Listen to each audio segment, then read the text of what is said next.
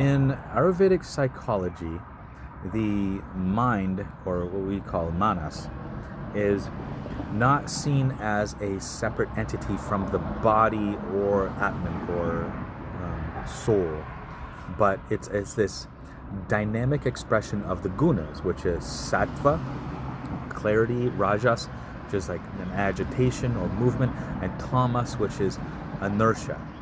So when the mind is dominated by this agitation or rajas, we often feel, we mistake emotional reactivity for empowerment, decision making, right? It's mistaken. So emotional reactivity arises when the manas is stirred by these unresolved impressions or samskaras, and an unbalanced dosha, particularly an aggravated pitta or vata. So this reactivity, charged with urgency and personal narrative, can feel powerful, even righteous, but it's not true empowerment. It's the ego defending its territory and nothing else. It's very egoistic. It's very self-absorbed. It's all about me, I, me, mine, right? My feelings, my troubles, my problems, my concern, and this emotional whirlwind is created around this. So empowered decision making here, by contrast, emerges from sattva. So this is this luminous stillness in discernment. It's calm, measured, and aligned with buddhi or intellect, rather than this ahamkara or the ego identity. So where emotional reactivity narrows the field of awareness, this true empowerment here, it expands it. So in this light, the path of healing isn't suppressed, and it's not to suppress the emotions, but it's to digest it through proper diet, breath work, mantra, meditation, subtle channels, or what we call nadis. They're cleared, and this agni, or this fire of wisdom, or tejas, is brought about. So then decisions they're no longer driven by the turbulence of reaction, but they're rooted in the silence of this developed clarity.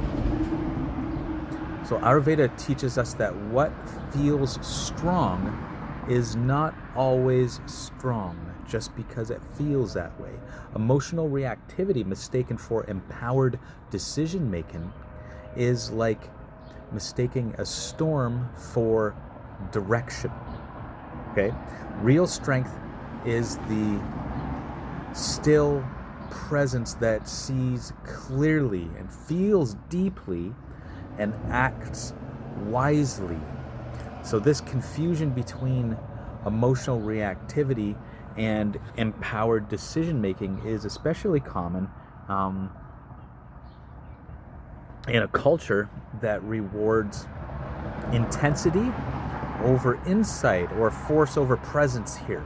But Ayurveda here reminds us it's abhava darshanam yanam. True knowledge is seeing things as they are, not as they feel in a moment of turbulence. So when an individual is governed by vata imbalance, with its characteristic restlessness, fear, uncertainty, the emotional reaction often comes in the form of impulsive decisions, over analysis. Sorry, there's a bee flying around me, or a wasp. I think it's a wasp.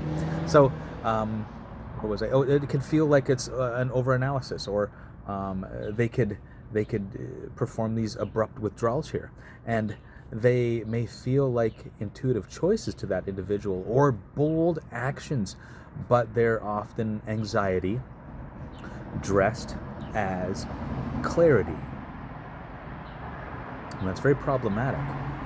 And when pitta here is aggravated, the reactive decision may feel very fiery, very decisive, and infused with a sense of righteous clarity, okay? But it's more likely to stem from pride or control or unexamined pain rather than this sense of true inner authority. So again, though, this is emotional reactivity. It's mistaken for empowered decision making. So tamas here, it clouds the mind in a different way. And this is through indifference, avoidance, or numbing rationalizations. So here, the reaction isn't outwardly explosive here. It's inwardly frozen. So decisions made from this place lack life force and rarely serve any kind of this deeper dharma or purpose or direction or progress. It's not good. So this true empowered decision making, what Ayurveda would call sattvic kriya, it arises only when the mind is calm and perception is clear, and the heart is free from this entanglement. So with clarity, right, we feel clarity throughout our entire being. And it takes time to develop this within ourselves. And it doesn't come from the compulsion to escape discomfort, but from this deep inner listening. And this is the fruit of consistent sadhana, right, or practice, spiritual practice. Not just meditation, but self-honesty, aligned lifestyle, right speech, and wise association. So we have to ask ourselves, is this decision a movement toward freedom or a reaction against discomfort? Am I acting from the unshaken center of being or from the residue of a past wound which is reoccurring, right? So in this way, Ayurveda doesn't seek to pathologize emotion, but it helps to guide it toward transformation. Emotions are indriya vikara. So they're modifications of the senses and the mind. And when they're properly digested, they become wisdom because they point us in the proper direction. They help balance our life. They don't bring further turmoil, right? So decisions that we make which bring upon further turmoil, we can see by the fruits of those actions that those actions may not have been healthy. So, but if they're left undigested, they also become our blind spots.